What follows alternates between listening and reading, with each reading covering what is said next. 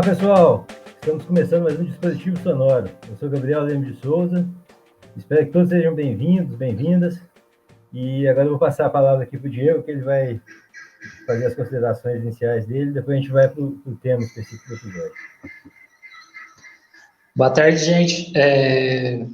Obrigado para quem está assistindo aqui. Nossos vídeos estão, além de estar aqui no Facebook, a gente tem também o nosso YouTube, que vai estar disponível no YouTube, no Spotify e no iTunes, tá? Os links a gente vai deixar depois na descrição aqui embaixo, quem quiser seguir a gente. Hoje a gente vai falar com o Armando Bellato. Eu queria primeiramente agradecer você, cara, por você estar aqui, por estar participando da gente nesse nosso projeto. E eu queria que você se apresentasse. Diego, Gabriel, antes de mais nada, muito obrigado pelo convite. Eu fico lisonjeado por esse convite, por poder tratar de um tema que é de interesse, não só interesse meu, mas agora o interesse, digamos assim, da sociedade de forma geral, que acho que carece muito de conhecimento, né? Que seja um conhecimento prévio dessas questões relativas à barragem, questões ligadas à geotecnia de forma geral. Então, acho que é um momento muito importante para que a gente consiga levar isso para a população, para o leigo, digamos assim, nesse assunto. Quando eu falo leigo, isso inclui, inclusive, quem às vezes tem formação na área, mas que nunca atuou, né? Então, às vezes, desconhece muita coisa, e nesse meio, relativo especialmente às barragens, a geotecnia de forma geral, o contexto da engenharia geotécnica, existe muito, digamos assim, muitos mitos, né? Muita coisa para ser desmistificada e trazida de uma forma, assim, mais realista para a população, para as pessoas entenderem. Então, eu fico muito agradecido pela oportunidade de poder falar sobre um tema como esse, importante, né? Fundamental, e fruto, né, infelizmente, de catástrofes, né, isso trouxe uma comoção muito grande na sociedade, mas um tema muito importante, e acho que cada vez se tornará mais importante agora, quiçá sob o aspecto de fiscalização, né, não por desastres, assim a gente espera. Bom, me apresentando assim brevemente, meu nome é Armando Bellato Pereira, eu sou engenheiro civil, eu sou especialista em engenharia de estruturas, mestre em geotecnia e doutor em geotecnia. Então, minha graduação, mestrado, doutorado, eu fiz na Universidade Federal de Ouro Preto. A especialização em engenharia de estruturas eu fiz aqui no UNES. Eu estou na docência desde que eu concluí a minha graduação. Então, eu estou, digamos assim, concomitantemente a minha atuação no mercado técnico profissional, né, como engenheiro civil, eu tenho atuado com ensino. Na realidade, hoje eu posso dizer que eu sou mais professor do que engenheiro, né? Atualmente eu sou professor de Cefet, professor efetivo. Eu sou professor da casa desde 2018. Eu entrei no concurso, né? Por concurso, sou professor de dedicação exclusiva. E dentro do que nos permite a legislação vigente, eventualmente eu presto consultorias. Então, na realidade, eu fico mais vinculado às linhas de ensino, pesquisa, extensão, do que propriamente dentro do contexto da engenharia técnica, né, de atuação profissional, de projeto. Então, eventualmente, presto algumas consultorias, essencialmente ligadas às áreas, ou à área especialmente, que nós vamos tratar hoje, de uma forma generalista, que seria a engenharia geotécnica e algumas questões ligadas também às barragens. Então, nesse meio tempo, eu fui professor do UNES por 5 anos, cheguei a coordenar curso, paralelamente, como eu disse, atuando com projetos estruturais, projetos de estrutura de contenção, fundações, consultorias também, análise de estabilidade de encostas, análise de estabilidade de barragens de terra, que inclusive seria aqui, digamos assim, um dos pontos centrais da nossa conversa de hoje. Então, basicamente, seria essa minha apresentação. E quem tiver curiosidade, quiser saber um pouco mais, né, de tudo que a gente desenvolve, pode acessar também o meu currículo no sistema Lattes, que lá vai encontrar de maneira mais discriminada. Mano, para a gente começar a conversa, assim, tem muita gente que é leiga no assunto, né, assim, da parte de engenharia e tal. Eu queria que você pudesse traçar em linhas gerais como que o engenheiro ele está trabalhando com essa área de geotecnia, de barragens, e assuntos convergentes, assim, né? Bom, quando a gente fala de geotecnia, nós estamos falando de, digamos assim, as pessoas confundem muito com geologia. A geologia ela é uma área que está dentro da grande área de geotecnia, tá? Especialmente a geologia aplicada à engenharia, que a gente fala. A geotecnia, elas são técnicas, tentativas nossas de prever, de montar modelos matemáticos para explicar o comportamento do que está sendo chamado de geo, né, que seria, traduzindo ao pé da letra, terra, mas não somente terra, né? A gente pode falar isso aí, transformar terra para solo, rocha, rejeito, minério de ferro, enfim. Então a gente tenta montar modelos matemáticos, explicações para fenômenos, né, relativos à geotecnia de forma geral. Isso aí pode se aplicar a barragem, a taludes, encostas, né, entre aspas, barranco, né, como o pessoal aqui do interior, gente do interior costuma falar, grandes aterros sobre solos moles, as barragens de terra, as barragens de rejeito, enfim, tudo isso aplicado. Então, o engenheiro, ele pode atuar desde a parte de projeto, então a parte inicial, a concepção dessa obra de terra, por exemplo, a barragem, até a parte executiva e a parte de monitoramento, de inspeção. Então, ele atua nesses processos todos. Então, se ele quiser ter uma carreira, por exemplo, somente ligada à barragem dentro da geotecnia, ele pode. E é o que usualmente acaba acontecendo dentro da geotecnia. A pessoa, por ser uma área muito ampla, que envolve obras muito complexas, sempre quando a gente fala de obra de terra, nós estamos falando de obras complicadas, pelo fato de que solo, material produzido naturalmente, é um material que a gente não tem controle algum, né? O ser humano ele não tem controle sobre a produção de solo. Diferentemente de concreto. Quando a gente fala de concreto, que é uma produção humana, a gente tem muito controle sobre isso, controle sobre o processo de fabricação, controle depois pós-produção, né, pós-execução, e isso isso dá muita certeza, confiança nos processos. Quando a gente fala de trabalhar com solo, trabalhar com esse produto natural, isso já fica um pouco mais complexo. Então, a atuação do engenheiro geotécnico, ela é muito ampla, e acaba-se que normalmente a gente vê a pessoa se especializar num determinado nicho dentro do contexto da geotecnia, dentro da engenharia geotécnica de forma geral. Entendi. Armando, eu queria saber, só resumindo, né, o que você falou. Então, os solos a gente não tem tanto controle sobre eles, porque a gente não sabe qual que é a resistência, não sabe qual que é nível de escoamento, essas coisas assim, enquanto o concreto a gente tem, né? Que é uma coisa que a gente, igual você falou, já tem o controle certinho.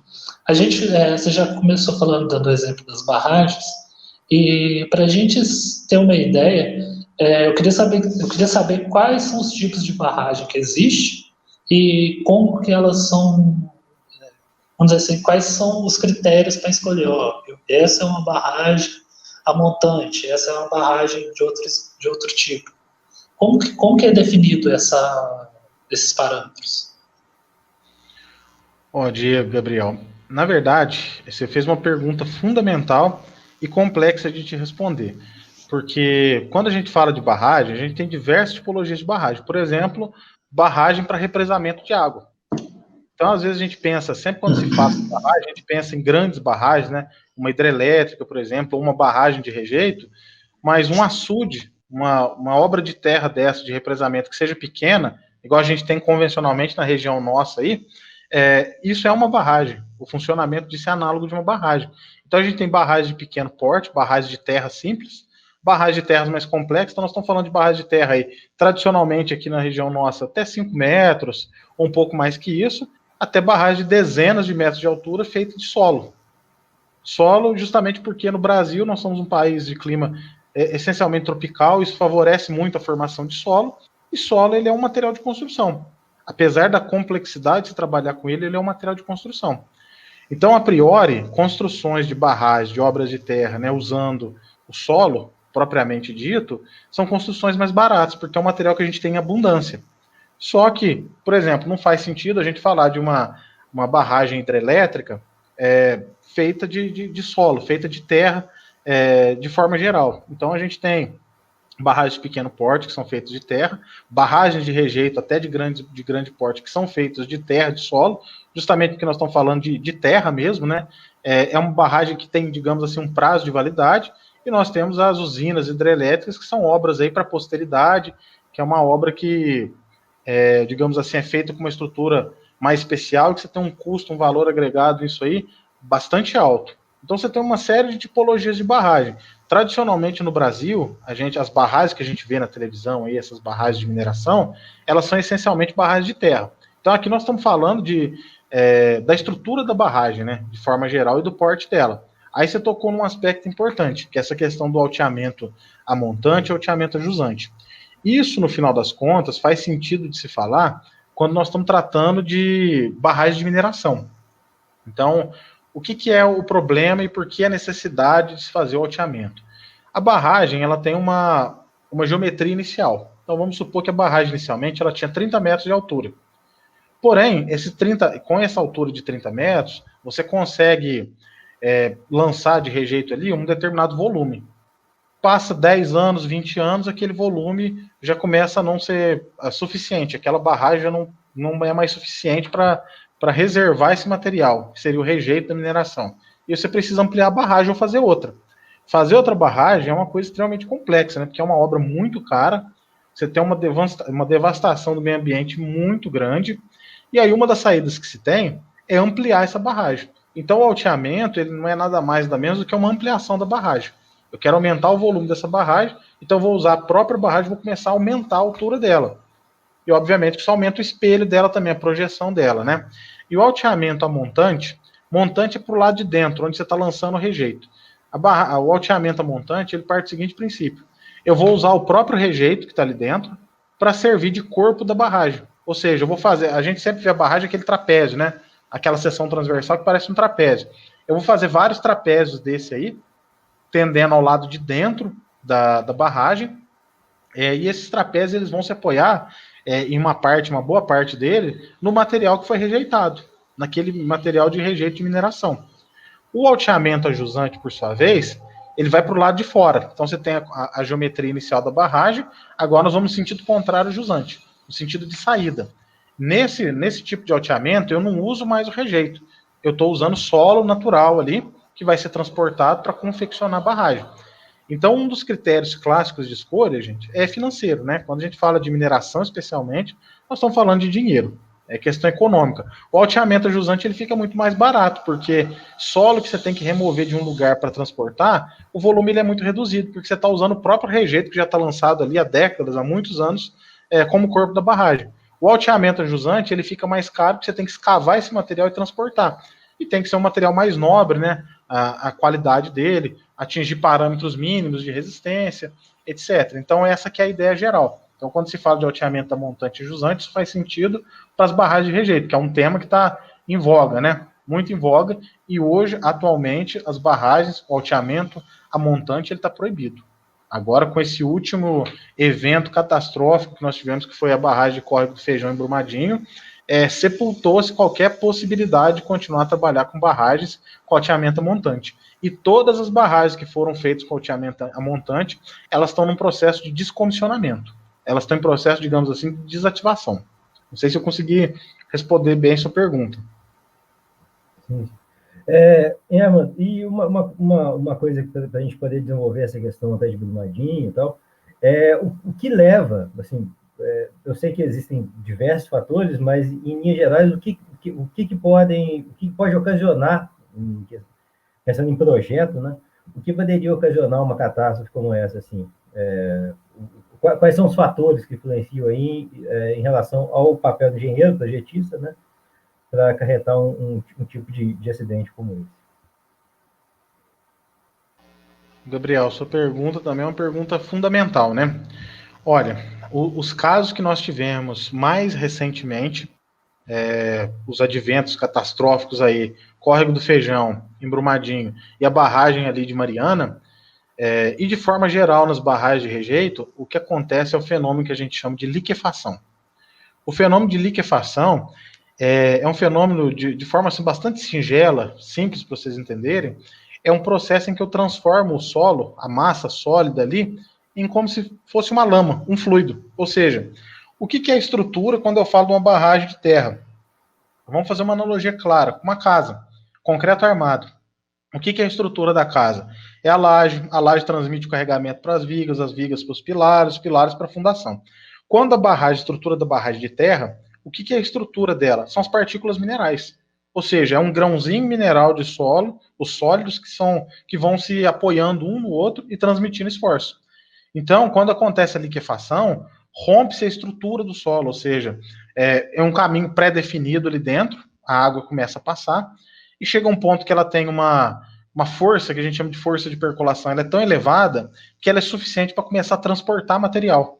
Então, o processo inicial é a percolação, a saída de água transparente, né, água cristalina, digamos assim, a água bem limpa, e à medida que isso essa pressão, essa força de percolação, ela vai aumentando, a água começa a carregar finos, ou seja, ela começa a carregar a estrutura do solo, carregar partículas minerais.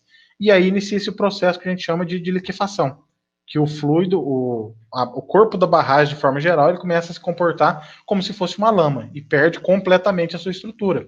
O exemplo claro de um fenômeno como esse é aquela imagem muito triste, né? É impressionante, chega a ser impressionante, aquilo estarrecedor. Quando eu vi aquilo, eu fiquei abismado, que é logo da ruptura da barragem de Córrego do Feijão. Você olha assim, externamente, né? À frente da barragem, tem uma câmera que filma isso com uma resolução muito boa.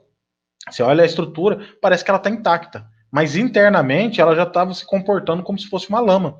Até que há a ruptura final, né? Então há uma superfície pré-definida ali dentro, potencial de ruptura que a gente chama, e toda essa estrutura, tudo que está acima dessa região aí que a gente chama de zona ativa, ela vai embora, né? Ela desliza, escorrega e há esse sinistro. Então, o processo tradicional da ruptura dessas barragens que a gente tem hoje, as barragens de mineração, e a gente pode dizer que a maioria maciça dos casos é ruptura por liquefação, certo?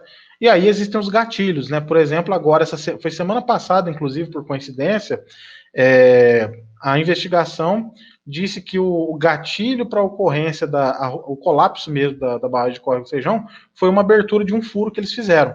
Então já havia um processo de piping ali, e parece que com essa abertura se atravessou um material muito frágil, que aí ele perdeu mais resistência ainda e colapsou a estrutura.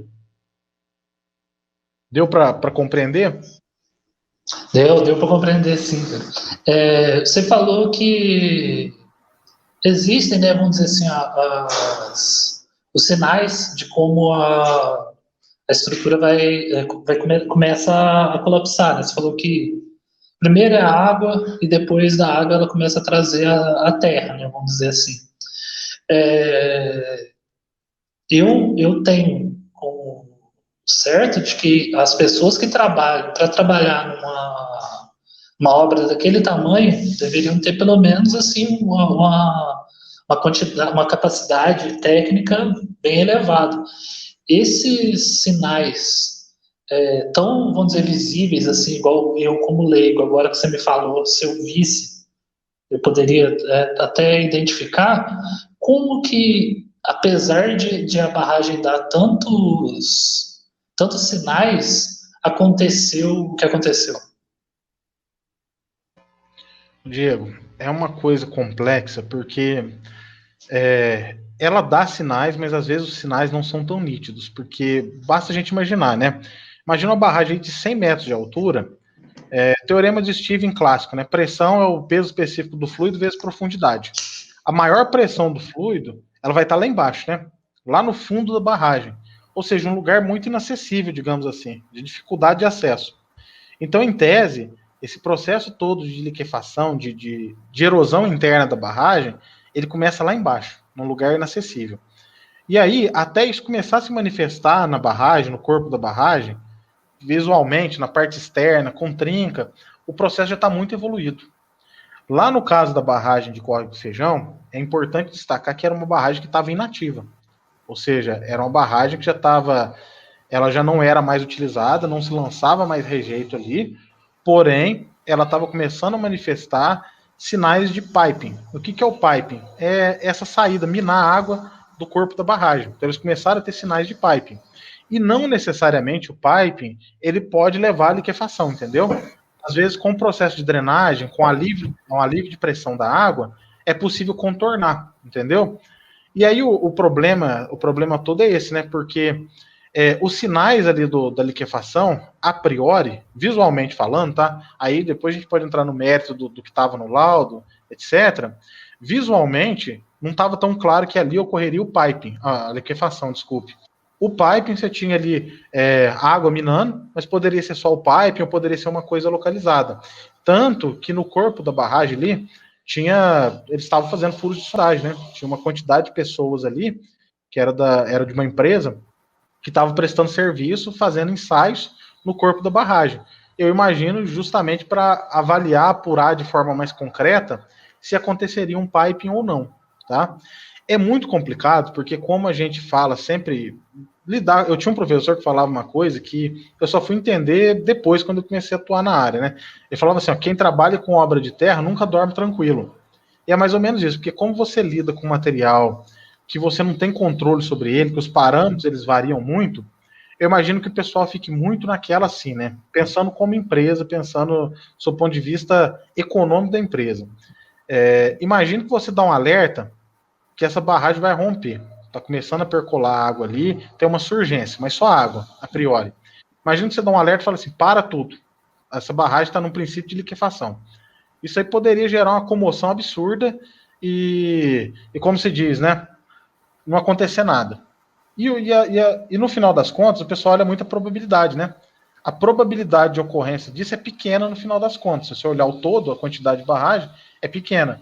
Eles talvez nunca imaginaram que iria acontecer algo dessa forma, até pelo seguinte, você tinha ali uma instrumentação muito grande, tinham muitos instrumentos no corpo da barragem. Então, um dos caminhos que a gente tem para poder prever isso, avaliar isso, é a questão da instrumentação, tá? Eles tinham vários instrumentos, esses instrumentos são feitas as leituras deles, esses instrumentos são o quê?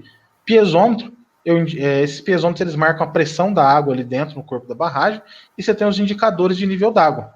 Então, isso daí, aí você tem a modelagem computacional do problema, então você tenta reproduzir o que está acontecendo em campo com modelagem computacional e prever o que vem acontecer.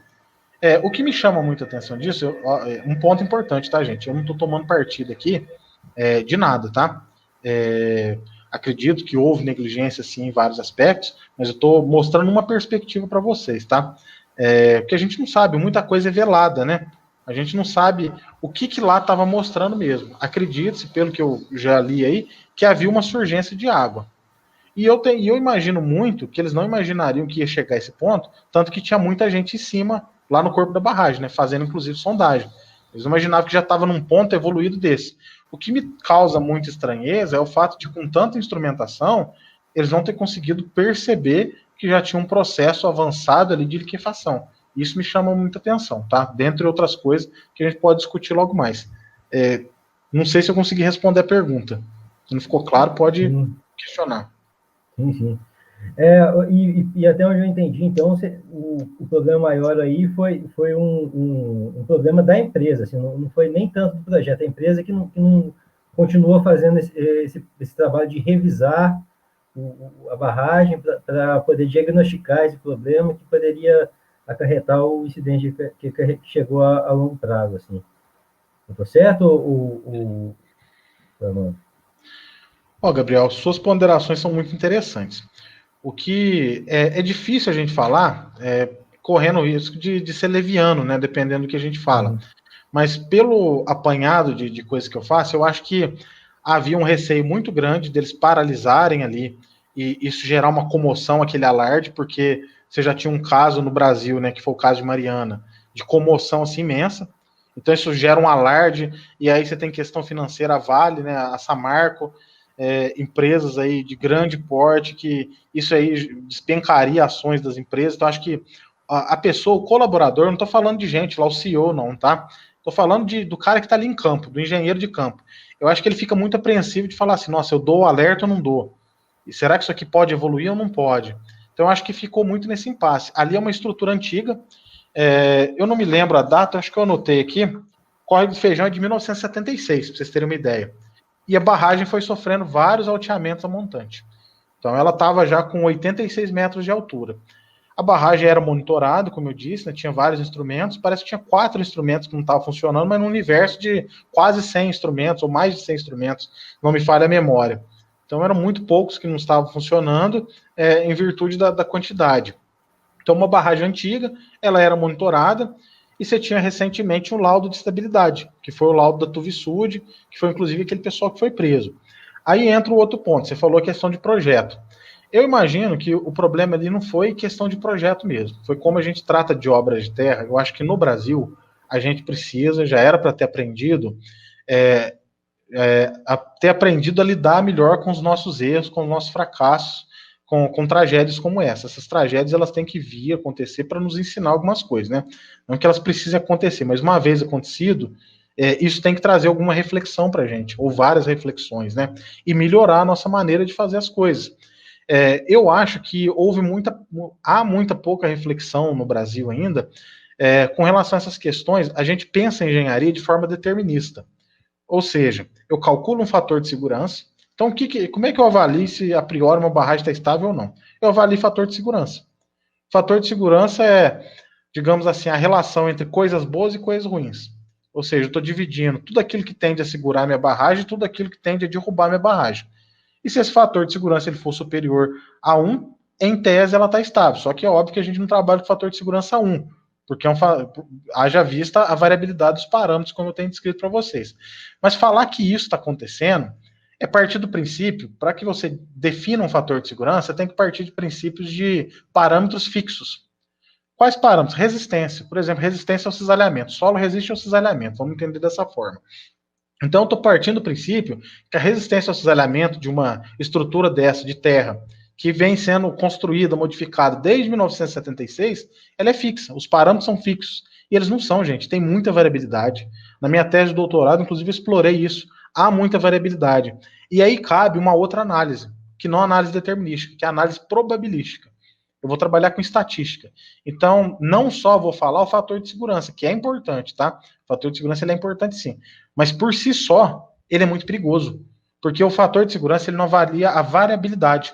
Então, nesse contexto de variabilidade, existe a probabilidade daquele fator de segurança ser alcançado, às vezes até ultrapassado, mas existe a probabilidade daquele fator de segurança não ser alcançado e ser inferior a 1, inclusive, que aí é o sinistro. Eu acho que falta isso. Quando o laudo da Tuvisud, que foi a empresa que fez o laudo de estabilidade da barragem, à época, né, pouco tempo antes, acho que alguns meses antes, eu observo que eles fizeram toda essa análise, uma análise determinística. Eles chegaram em fatores de segurança, que em tese são fatores de segurança adequados. Porém, em nenhum momento eu vi ali falar de análise probabilística de ruína. Isso me chamou muita atenção. Inclusive evoluindo na questão do... a gente tinha uma dissertação de mestrado de 2010, se não me falha a memória, do Washington Piretti, que ele estudou aquela barragem, só que ela sofreu ampliação nesse meio tempo, acho que uns 2 alteamentos desde então. Tinha o laudo de estabilidade da Tuvisud, e ainda tem agora um painel de especialistas que você tem disponível, isso tudo na internet. Vou parar aqui para vocês fazerem a pergunta. Pode fazer. Não, você pode concluir, não esquenta com a gente, não. Eu queria fazer uma pergunta que a gente está seguindo um rumo, né, que a gente definiu, mais ou menos, mas eu queria voltar um pouquinho em uma coisa que você falou antes, que eu fiquei um pouco curioso. Eu queria saber, você falou que as barragens você pode desativar elas, ou você continuar, né, construindo em cima do que já estava construído. E eu queria saber como que é o processo de desativação de barragens. A gente entra essa dúvida minha mesmo, e aí depois a gente pode voltar no foco principal. Ok, vou tentar ser bem breve, até porque eu não tenho tanto conhecimento do processo de descomissionamento. Na verdade, descomissionar a barragem e desativar ela sob um aspecto legal. Ela vai ser, digamos assim, desmontada. Eu vou tirar o rejeito que está ali atrás, vou criar uma área em que eu consiga utilizar esse rejeito e plantar uma vegetação, colocar uma vegetação em cima. Às vezes você pode envelopar esse rejeito, enfim, depende do tipo de rejeito. Você tem minério de ferro, minério de tudo quanto há, né? Rejeito disso tudo, né? Então você tem desde material muito fino, material grosso. Falando do minério de ferro, tradicionalmente, o processo de descomissionamento é esse. Você drenar aquele material, tirar aquele resto, que é basicamente solo que você tem ali, né? Com presença de ferro, com algum teor de ferro, lançar isso numa área e tentar fazer de novo a vegetação nativa, né? Que é o que a legislação pede. Ou seja, é um processo caro, né? Isso, inclusive, daqui a pouco vocês podem lembrar que eu vou até falar algumas coisas sobre barragens aqui de Minas Gerais, que eu andei pesquisando. Mas o processo é esse, é desativar essa barragem, drenar aquele material, lançar esse material na área degradada ali, e tentar restabelecer. Tentar não, você deve restabelecer a vegetação nativa. Beleza. Mano, agora, até uma questão do que a gente leu no seu texto, tal, até que ponto as pesquisas, né, que estão em curso nas universidades, nos institutos federais, tal, elas podem nos alertar, né, sobre procedimentos, sobre métodos de estar lidando com as barragens para evitar esse tipo de problemas no futuro, né? Então, para a gente não ter que vivenciar essa tragédia novamente. Gabriel, excelente pergunta. No caso da barragem ali de Córrego do Feijão, a gente tinha, por exemplo, uma dissertação de 2010, se não me falha a memória, que eu até citei aqui, né, que é a dissertação do Washington, uma dissertação muito boa, que ele faz uma série de apontamentos, ele inclusive avalia a barragem enquanto liquefação. E usa-se uma metodologia, que é uma metodologia que tem mais ou menos 20 anos, 20 e poucos anos que ela vem sendo usada, aplicada muito na mineração, que é a metodologia de Olson. A metodologia de Olson é uma metodologia que trabalha com parâmetros de resistência do solo, mais especificamente, para não ser muito, avançar muito na questão técnica, a resistência não drenada ao cisalhamento. Então, essa metodologia de Olson, ela avalia, estabelece uma relação entre a solicitação, o confinamento daquela massa de solo e a resistência não drenada ao cisalhamento dele. E daí sai um fator de segurança. A gente tira um fator de segurança disso daí. E o que nos chama a atenção da metodologia de Olson? Olson desenvolveu essa metodologia com base em uma série de catástrofes de barragem. Ou seja, ele criou uma metodologia com base em retroanálises. Ele retroavaliou essas barragens que romperam para desenvolver essa metodologia. Ou seja, nós estamos falando de algo empírico, ou semi-empírico, melhor dizendo, né? Base em questões verificadas em campo e base em questões teóricas. Então misturou as duas coisas, juntou as duas coisas. E a gente tem cada vez mais ousado nessas obras de terra, né? Obras de terra de elevado porte. E aí eu não conheço, essencialmente, qual foi o banco de dados dele. Acho que isso também não é divulgado na literatura. Nunca vi ninguém comentar especificamente sobre isso. Mas eu não sei particularmente se o banco de dados dele, por exemplo, contempla barragens tão grandes, barragens com esse tipo de material, barragens com essa idade, né? Tanto tempo e tantas alterações de projeto, né, ampliações, digamos assim, tantos alteamentos ao longo de tantas décadas. Então isso nos chama muita atenção. Dentro da engenharia existe muito empirismo, né? A gente olha o contexto da geotecnia, a geotecnia ela começa desde lá de 3.000 anos antes de Cristo, quando você tinha na região da Babilônia ali, represamento de rios. Você tem diques lá que, por assim dizer, estão quase intactos. E você tem diques lá que já se romperam, resta muito mal alguma ruína dele. Então, muita coisa é empirismo. Em alguns determinados contextos funciona, em outros não funciona. Então, eu acho que há muita coisa para evoluir. E isso tem que partir das pesquisas mesmo, né? Da universidade, das parcerias com a universidade, com as empresas que estão dispostas a destinar recursos para esse tipo de estudo. Então, me chama muita atenção que lá em Ouro Preto eu tive a oportunidade, o privilégio de estudar lá, fazer a graduação, mestrado, doutorado, e ver a resolução de muitos problemas práticos de empresas de mineradoras, por exemplo, que foram frutos de dissertações de mestrado, de tese de doutorado. Então, muitas soluções práticas de problemas práticos, elas saíram lá da academia. Seja estudos teóricos avançados, por exemplo, ligados à probabilidade de ruína. Então, lá, se quem tiver curiosidade, pode pesquisar no repositório da instituição, que vai encontrar lá vários trabalhos sobre probabilidade de ruína de barragem. Então, desde estudos como esses aí, há propostas de metodologias, de aprimoramento de metodologias. Então, as pesquisas, elas são fundamentais. E aí entra, inclusive, no que está escrito lá no texto do descaso intelectual, né? Será que tem sido dado muita atenção a essas pesquisas? Eu imagino que em alguns pontos, sim, até porque muita gente que faz o mestrado profissional por uma empresa, normalmente é para resolver um problema da empresa, então é interessante para a empresa que a pessoa esteja ali também, mas eu acho que no contexto de mestrados acadêmicos, de doutorado, muitas das vezes os trabalhos são deixados de escanteio, e às vezes são trabalhos brilhantes que poderiam trazer um panorama geral de alguma obra de terra, ou de uma melhoria de alguma metodologia, mas que acabam esquecidos, né? Ficam na prateleira ou ficam num repositório online aí, que só outro pesquisador que vai estudar a respeito. Armando, eu queria saber, esse descaso intelectual, ele poderia já ter, vamos dizer assim, caso ele não existisse, né, esse descaso, a gente já poderia ter evitado algumas coisas, né, e ter feito a engenharia já evoluir mais. Eu queria saber o que pode ser feito, se você acha que você tem alguma visão sobre o que pode ser feito para que esses trabalhos acadêmicos tenham mais impacto na sociedade mesmo, né? E não ficar arquivado, igual você falou.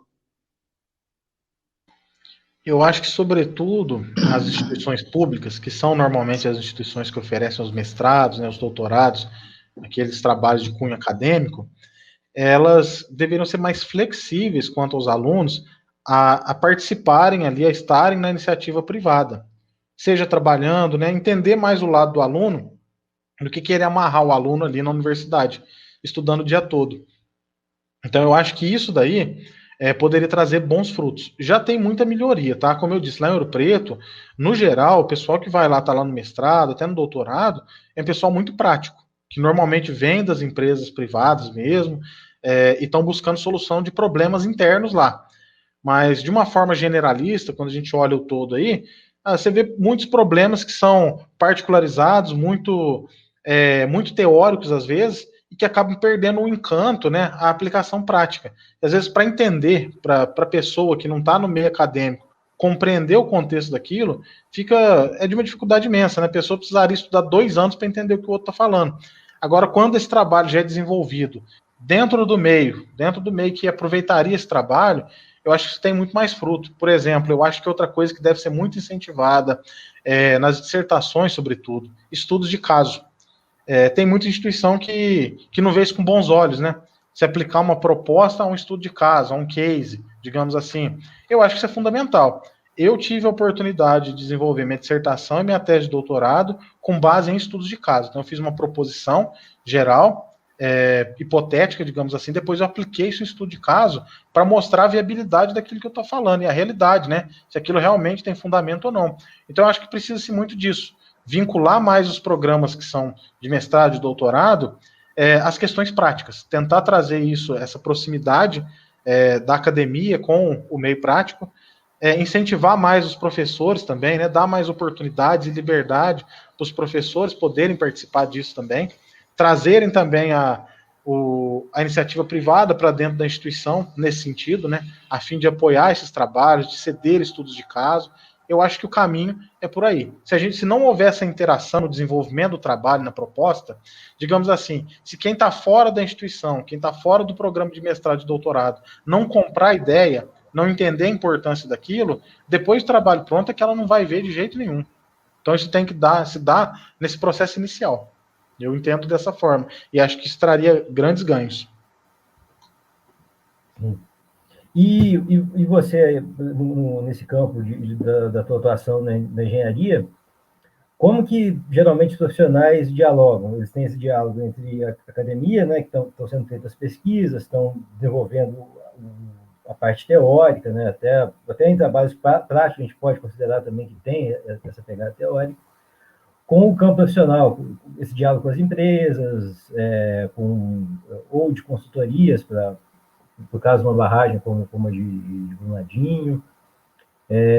Como que acontece esse diálogo entre o pesquisador da área de engenharia e a empresa que tem um empreendimento, ou que quer fazer um empreendimento, existe? Se não existe também, como que você acha que poderia haver?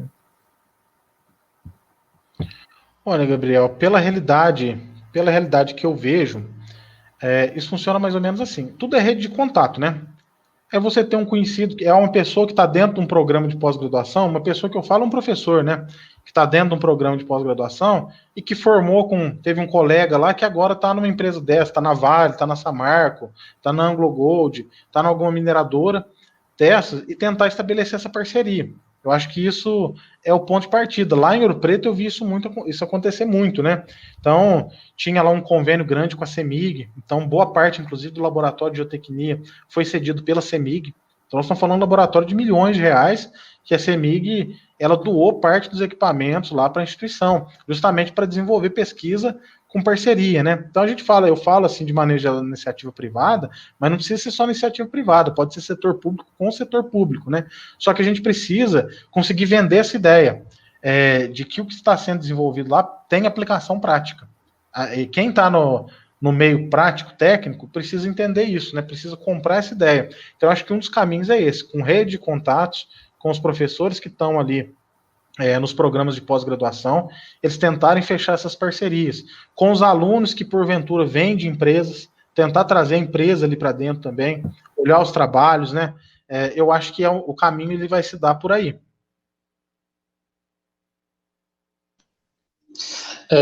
Armando, é que aqui muitas das mineradoras elas têm operações aqui, né, no nosso estado. A gente, tanto o Armando, tanto eu e o Gabriel somos de Minas Gerais. E aqui parece que, vamos dizer, foi onde aconteceu, né, os acidentes e tal.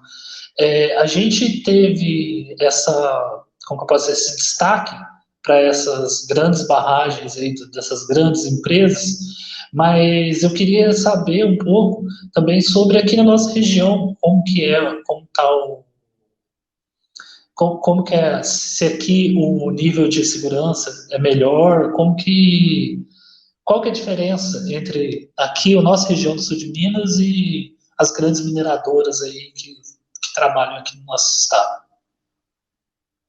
Bom, eu vou primeiro falar de uma forma geral para vocês com relação a barragens que são cadastradas, que são barragens que a Agência Nacional de Mineração, ou seja, barragens que são destinadas exclusivamente à mineração, que são registradas, né? No estado de Minas Gerais, nós temos mais ou menos próximo aí de 400 barragens, que são registradas, cadastradas. O que nos chama atenção? No ano passado, especialmente de 2019 para 2020, aproximadamente dessas 400, 46 elas acionaram o protocolo de emergência no estado, ou seja, aproximadamente 12% elas indicaram uma possível ruína, uma possível ruptura, né? O que me chama muita atenção nesse aspecto? Eu vou fazer um geral, qualquer coisa vocês podem me interromper aí, tá? Que eu acho que são pontos importantes da gente destacar. Muitas dessas barragens são de minerações que já estão desativadas. Ou seja, nós temos 400 barragens, mas um percentual grande dessas 400 são barragens desativadas, mas que foram abandonadas. E aí a gente vê o descaso, né, de empresas que exploram o subsolo, que exploram a região, mas que depois elas declaram falência ou que de alguma forma elas escapam da legislação e abandonam a barragem, deixa aquela barragem lá sem inspeção, sem estudo. Sorte que a barragem é cadastrada, boa parte dessas aí essas 400 são cadastradas, mas possivelmente existam outras aí que não estão no cadastro, né? E aí tem como inspecionar, tem como saber onde está essa barragem e apurar, né? E aí você chega a algumas coisas assustadoras, né? Porque um percentual desse protocolo de emergência, que foram 12% de barragem, o percentual razoável desse aí é de barragens dessas que estão abandonadas e de empresas que já sumiram do mercado, que já abandonaram e que decretam falência. Ou seja, existem bombas relógio por aí, e que numa eventual ruptura, um eventual desastre ambiental, social, econômico, quem que vai pagar a conta? Quem vai pagar a conta vai ser o poder público, infelizmente, a população. Primeiro, pelo desastre em si, né? Cair é danoso, é morte, são desabrigados, desalojados, enfim, todo esse aspecto terrível que a gente já assistiu algumas vezes no Brasil, na história nossa recente, né? E depois a sequela que isso fica, né? Às vezes destrói uma cidade, devasta uma cidade, uma tragédia dessa. Então isso nos chama muita atenção. Aí entra a questão até da legislação brasileira, né, que devia prevenir esse pessoal aí mais aventureiro, né, que tem condição, mas que quer explorar, que quer minerar, né.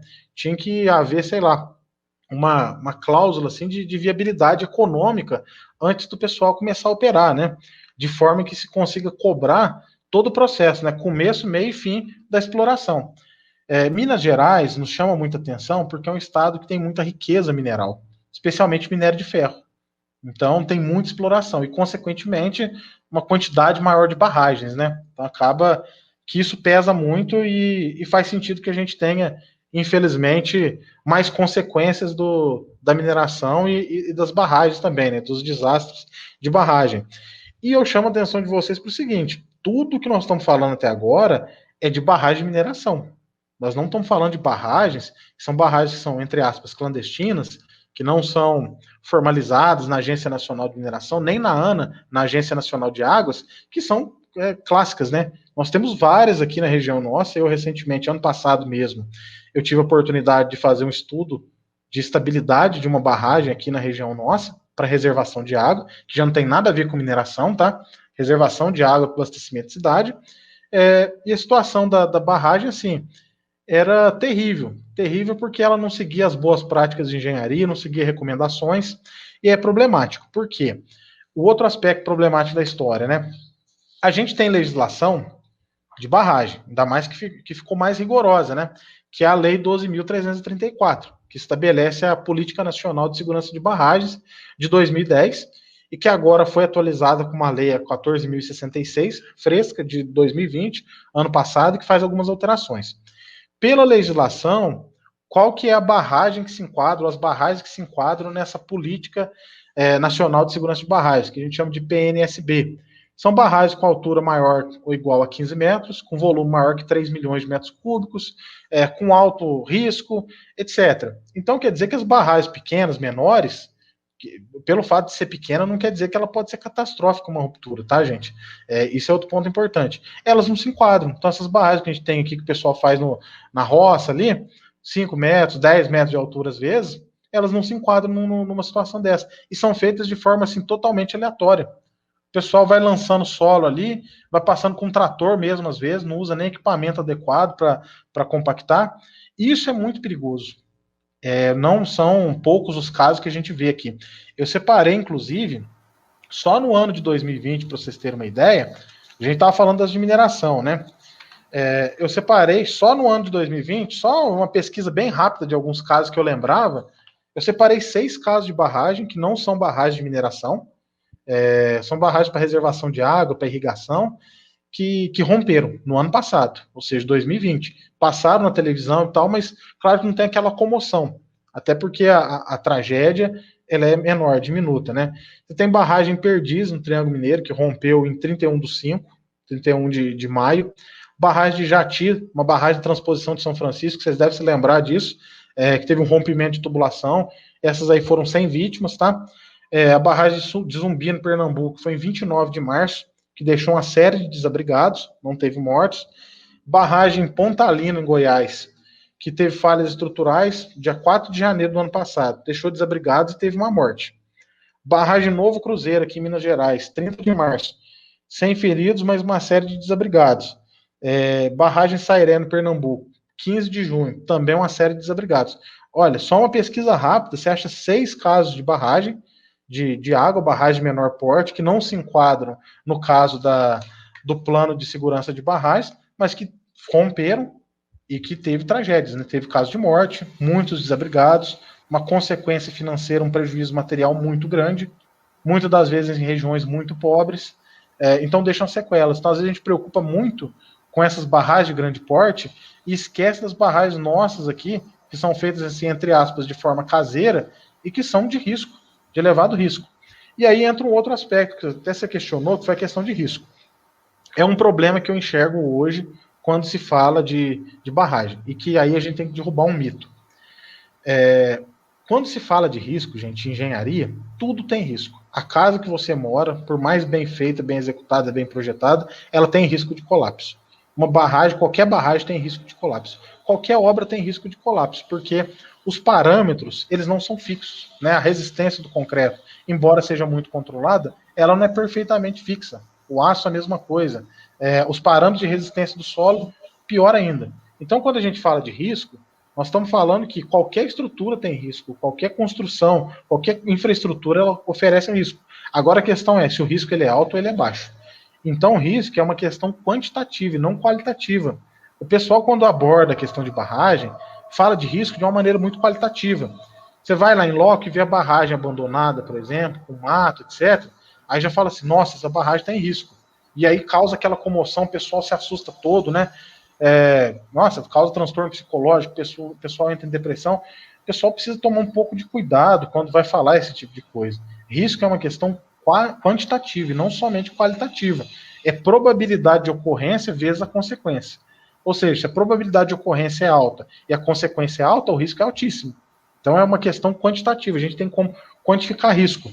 E eu acho que é isso que precisa ser feito nessas barragens. Aqui no interior faz essas barragens caseiras que eu citei para vocês, sem basicamente um projeto. Às vezes o projeto é só um desenho de uma geometria e ela não atende uma série de requisitos de segurança mesmo. E uma eventual ruptura vai causar o que eu acabei de mostrar para vocês, 6 casos aqui no Brasil de barragens menores, que não entram na legislação, na lei, né, do Plano Nacional de Segurança de Barragens, mas que geram tragédias, inclusive com mortos, né?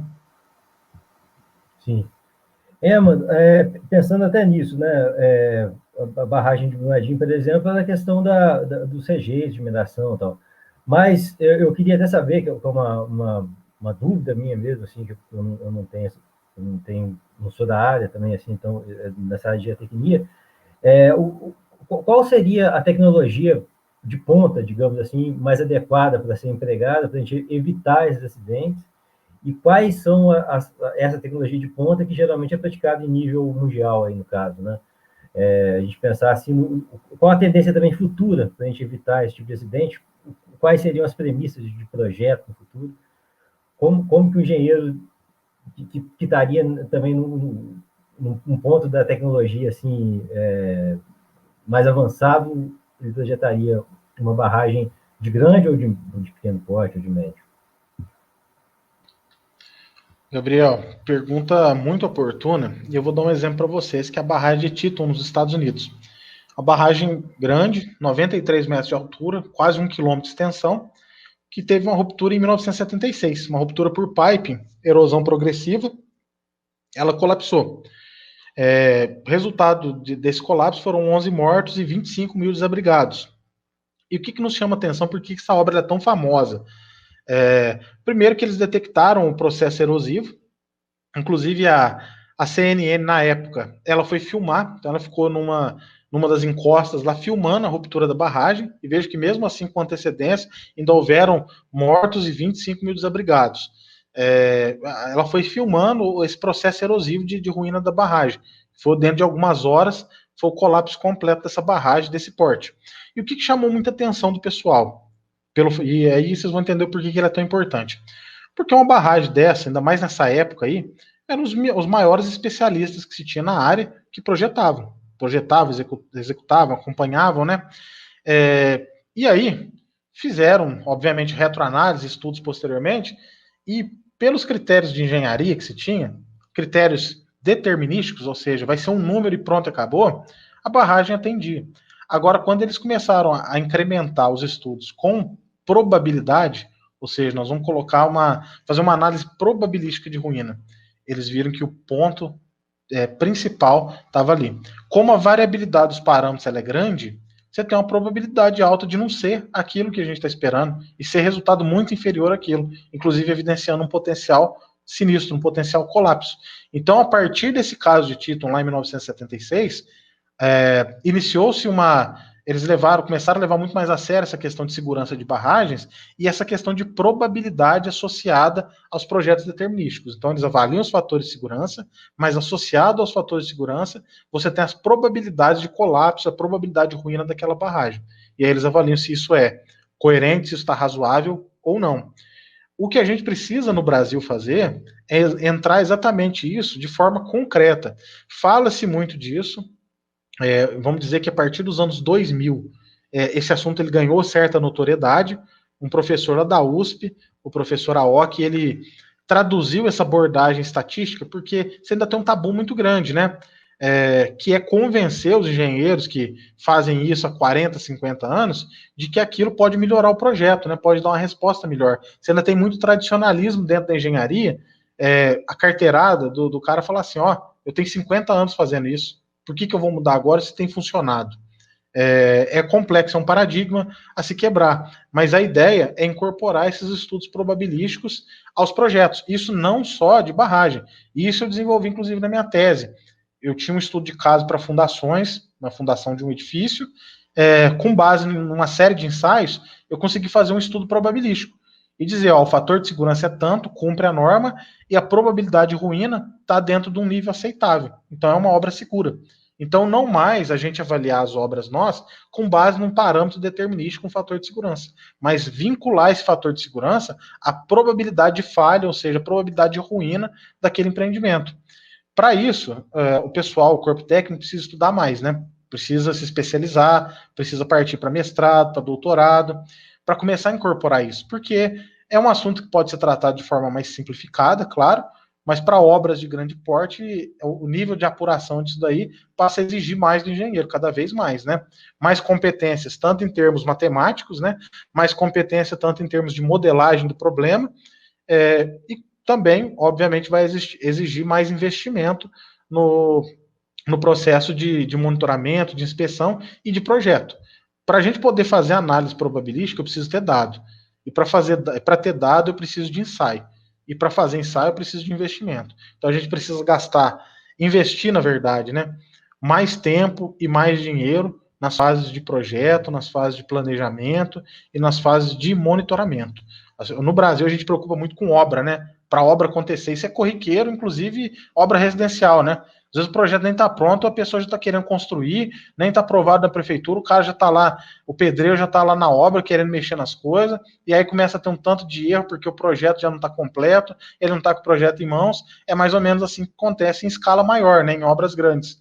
A gente investe muito pouco tempo nessa fase de projeto e planejamento, que é executar, né, que é fazer a obra acontecer. E a gente deveria inverter um pouco, trabalhar mais nessa fase de projeto, de análise e de monitoramento, para depois partir efetivamente para essa parte executiva. Certo. Armando, eu queria... você falou muito aí dos dois tipos de análise, né, essa determinística e a análise estatística. Qual que é a diferença na forma da execução das duas análises e qual que é o produto final de cada uma delas? Ótima pergunta. Bom, a análise determinística, ela parte do princípio que existe uma superfície de ruptura dentro do maciço, dentro da barragem, no corpo da barragem, uma superfície que a gente chama de potencial, e que nessa superfície potencial vão se mobilizar resistências e solicitações. Então a gente apura essas resistências, essas solicitações, e divide resistência por solicitação e obtém o fator de segurança. Então a gente atribui parâmetros médios para o material e faz essa análise. Eu não estou considerando nessa análise a variabilidade intrínseca desses materiais. Então essa é a análise determinística. A gente põe na cabeça, é levado a pensar sempre que engenharia ela é algo determinístico, né? Que os números não mentem. E não é bem assim. Aí entra a questão probabilística. O que é análise probabilística? Uma vez que eu tenho uma variabilidade de dados, não mais agora, eu vou tratar o meu problema como sendo, digamos assim, a resistência X. Não, eu vou eu vou pegar esse conjunto de resistências que eu tenho, eu vou estudar isso aí por meio de distribuições de probabilidade, aquelas curvas de Gauss, talvez vocês se lembrem aí, lá da estatística clássica, né? Que a gente tem aquela curva de Gauss tradicional que faz assim, ó, um sino. É exatamente isso. Eu vou pegar esse conjunto de dados, imagino que eu tenho um número de 100 dados de resistência, em termos de variabilidade, 100 resultados lá, vou montar essa curva de Gauss, vou pegar os dados de solicitação, ou seja, de ação que está acontecendo na minha barragem, fazer a mesma coisa. Então eu vou ter duas curvas, dois sinos desse aí, um para resistência e outro para solicitação. E o que é interessante disso tudo? Quando a gente plota essas duas curvas no mesmo gráfico, uma vez que as unidades, os parâmetros, eles são os mesmos, digamos assim, né?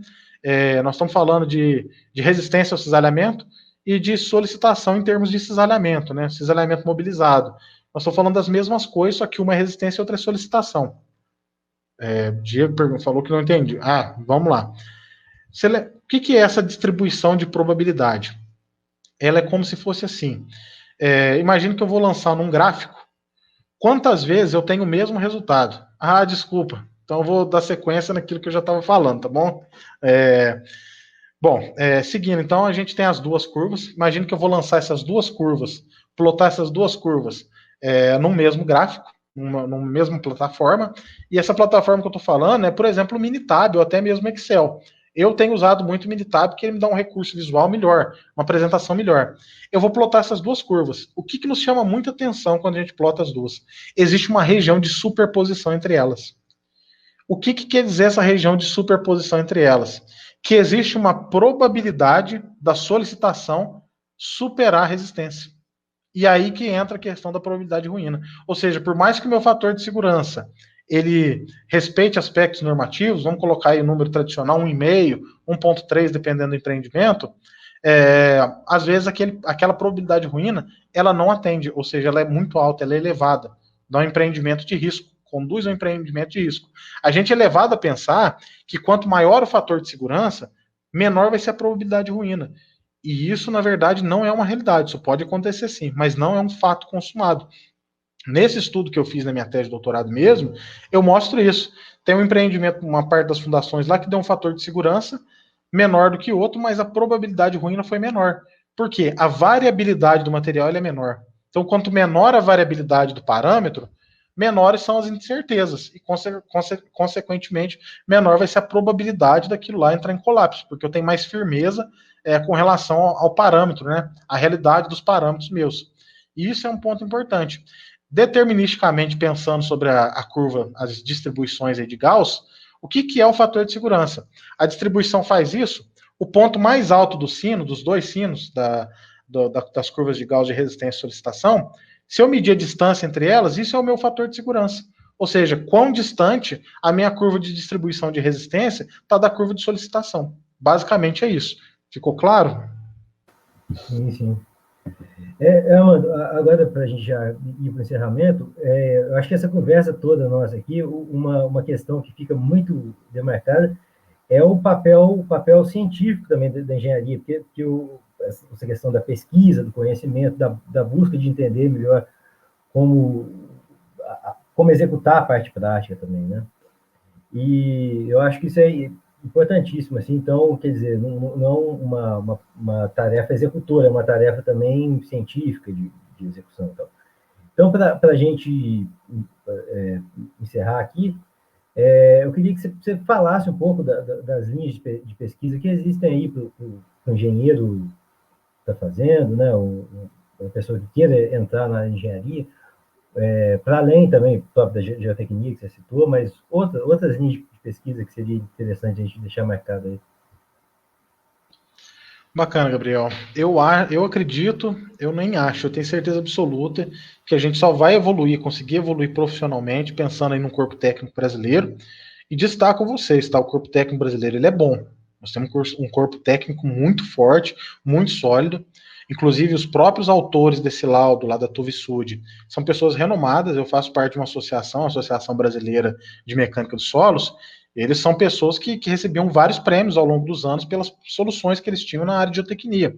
Então, infelizmente, houve essa questão toda. Como eu disse, tem sempre muito mais por trás disso tudo que a gente vê, mas nós temos profissionais excelentes.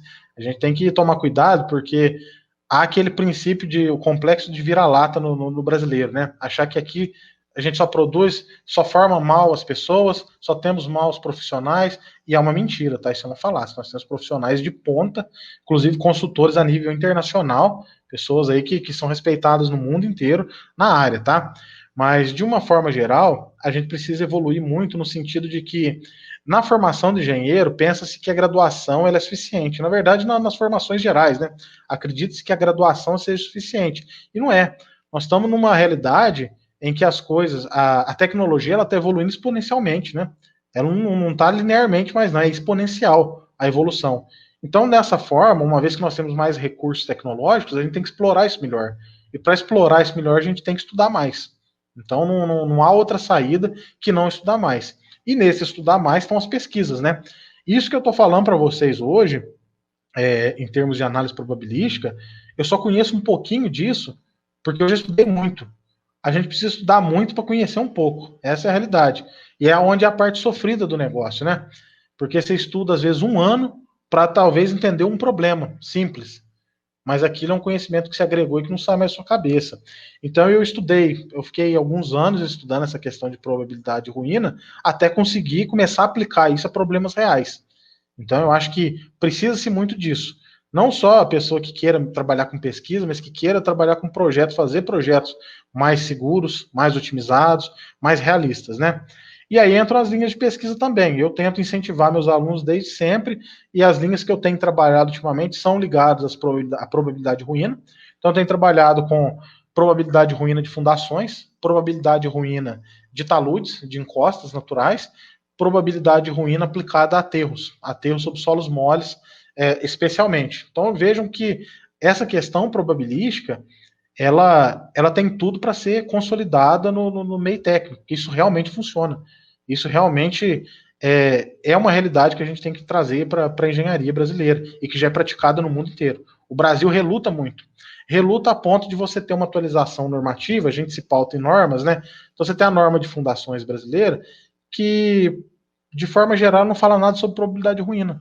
Ela trabalha ainda somente com fatores de segurança, ela só pincela a questão de que se pode evoluir os estudos, né, de maneira a trabalhar com probabilidade de ruína, mas ela não faz exigências, né, dependendo do porte do empreendimento. Então a gente precisa evoluir nesse sentido.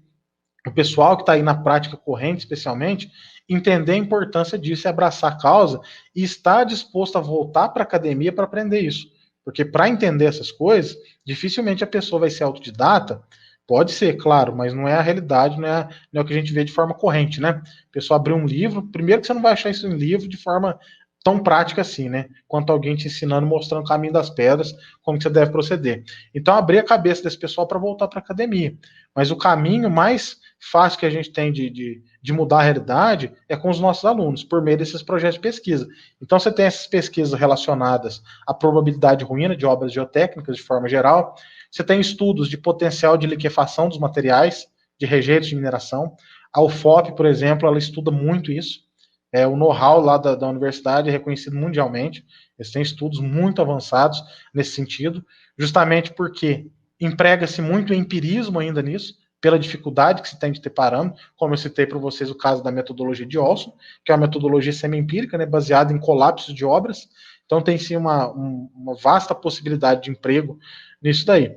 E, de uma forma geral, a gente consegue melhorar, mudar a cabeça das pessoas, principalmente pelos nossos alunos, né? As pessoas que a gente está formando. Quem já está no mercado aí de décadas é mais difícil, mas como a gente tem os alunos dispostos, né, interessados na pesquisa, eu acho que é o melhor caminho. Nós já vamos conseguir formar alguns alunos. Eu já formei um aluno aqui no Cefet, ano passado, da primeira turma, que o TCC dele foi um trabalho premiado, nós tivemos bolsa, apoio da FAPEMIG, justamente trabalhando com probabilidade de ruína de aterro.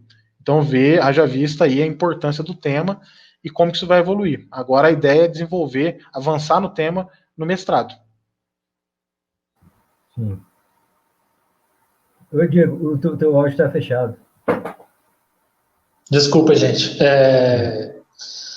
E agora, gente, a gente já está com a live mais de 1 hora, a gente vai encerrar por aqui. Eu agradeço todo mundo que está assistindo, a quem vai assistir nos nossos canais. A gente tem canal no YouTube, no Spotify e no iTunes. Eu queria agradecer também ao Armando. Muito obrigado, Armando, por você ceder um pouco do seu tempo, um pouco do seu conhecimento para estar ajudando a gente aqui e ajudando quem está assistindo. Eu queria que você falasse um pouco aí sobre passar suas redes sociais, seu contato, qualquer coisa. A gente vai deixar depois embaixo na descrição do vídeo também. Mas se você quiser falar um pouco sobre seus contatos, você pode mandar bala. Diego, Gabriel, eu que agradeço o convite. Como eu disse, eu fico lisonjeado, fico muito feliz de poder falar sobre isso, de uma forma geral para a sociedade, para a comunidade, que eu acho que a gente precisa de conversas aí de maneira a tornar questões complexas de forma mais simplificada, mais acessível para a população, porque são temas importantes, fundamentais, e eu tentei fazer isso da melhor forma possível. Sei que é um pouco difícil, que a gente acaba esbarrando em algumas questões técnicas, alguns termos técnicos, né? Mas eu acho que, pelo menos para um contexto, para quem tem interesse, para quem quer saber um pouquinho mais, já conseguiu se iniciar nesse assunto, né? Aí você comentou das redes sociais, tem meu Facebook, quem quiser me adicionar, é só digitar lá Armando Belato Pereira, pode me adicionar, quiser trocar uma ideia lá, manda uma mensagem, aí eu passo meu WhatsApp se quiser também, se quiser evoluir nesse assunto, quiser mais instrução do que pode estudar. Tenho também página lá no LinkedIn, inclusive lá no LinkedIn tem um texto que eu escrevi quando da época da ruptura da barragem de córrego do Feijão, que eu abordo algumas questões de forma também não tão técnica, tentei ser bem, digamos assim, acessível na maneira como eu escrevi, que pode interessar também, é o texto que eu mandei para vocês, quem tiver interesse está lá disponível. Na época deu até uma repercussão, porque muito se falava do assunto, mas de maneira muito, muito leiga, né, e com muita especulação. Eu tentei ser um pouco mais assertivo e acessível nesse sentido. Então tem lá no LinkedIn também, eu tenho um canal no YouTube que por enquanto está sem nada, mas a ideia é daqui para frente começar a ampliar esse canal. Eu tenho usado para postar minhas aulas, então eu faço as gravações das aulas, deixo disponibilizadas lá para os meus alunos, mas a ideia é evoluir para um canal de engenharia mesmo, a tentativa de apresentar temas complexos, talvez, de forma mais acessível, e apresentar também palestras, postar, porque atualmente eu tenho feito muita palestra nesse formato, então a gente acaba gravando, e é interessante que às vezes a pessoa não consegue assistir na hora, mas fica lá disponível. Então, se tiver interesse também, basta acessar o meu canal lá. Como eu disse, ainda não tem nada, mas eu pretendo, a partir do mês que vem, começar a movimentá-lo, para quem quiser. Qual que é o nome do canal? Professor Armando Belato. No YouTube, né? Isso. Tá. A gente deixa aí todos o Facebook e o canal na descrição do episódio, que vai estar aí disponível nas nossas redes, né? Tanto por áudio quanto por vídeo. Então, agradecer também a todo mundo que ouviu, assistiu, verá, ouvirá, né?